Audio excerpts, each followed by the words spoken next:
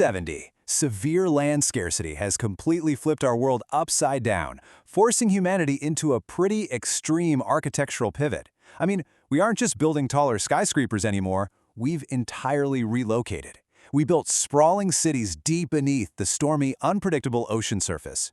It's a complete transition of human civilization into a wildly hostile, highly pressurized environment. But pulling off that massive engineering feat immediately brings up a huge logistical question, right? How do you actually commute down here? It's one thing to build a static habitat that can survive under millions of tons of seawater, but moving millions of people between different sectors of a massive underwater metropolis, yeah, that's an entirely different beast.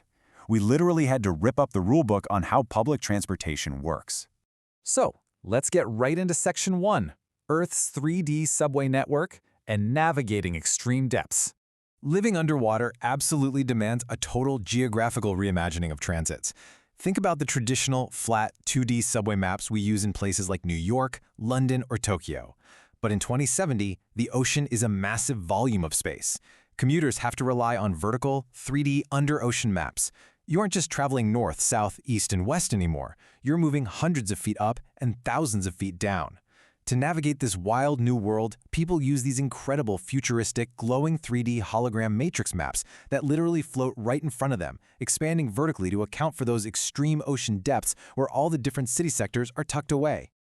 Moving along to Section 2, Maglev Vacuum Tube Tech, Engineering for Crushing Pressures.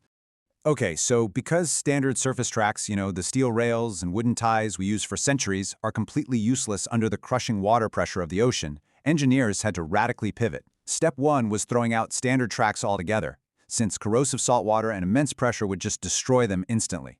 Step 2? Build heavily shielded giant vacuum tubes cutting right through the ocean water. And Step 3, inside those clear glass pipes, they utilize Maglev technology. The end result is a network of seamless, super sleek capsules that fly safely underwater, entirely insulated from a deadly, crushing oceanic environment just inches away on the other side of that glass. Now, this whole system relies on maglev technology. And just to define that real quick, it's a transit system using magnetic levitation to propel vehicles with magnets rather than wheels, which effectively eliminates friction. By removing physical wheels, you strip away mechanical friction entirely. The train is quite literally hovering inside the vacuum tube, pushed forward by incredibly powerful magnetic fields. It's such an elegant, frictionless solution, and it is perfectly suited for this kind of sealed deep-sea environment. And ditching that friction leads directly to this staggering capability, 1,000 kilometers per hour. That's absolutely wild. Because these maglev trains are operating inside giant vacuum tubes, there is zero air resistance, no friction from tracks, no drag from the atmosphere. This flawless aerodynamic environment allows these sleek underwater capsules to easily hit bullet train speeds of 1,000 kilometers per hour. It makes the daily commute incredibly fast, drastically shrinking your travel time across these massive 3D underwater urban sprawls. Which brings us to Section 3, the Abyss Line, the Forbidden Depths. Now, not every part of this underwater metropolis is bathed in the warm glow of the upper levels. On that glowing 3D hologram matrix map, there's a forbidden route that commands a very different kind of respect.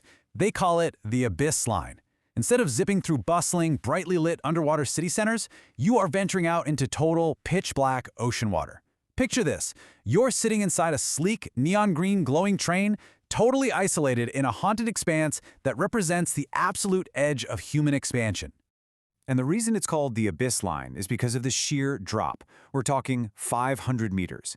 This route doesn't just go out, it plunges 500 meters straight down.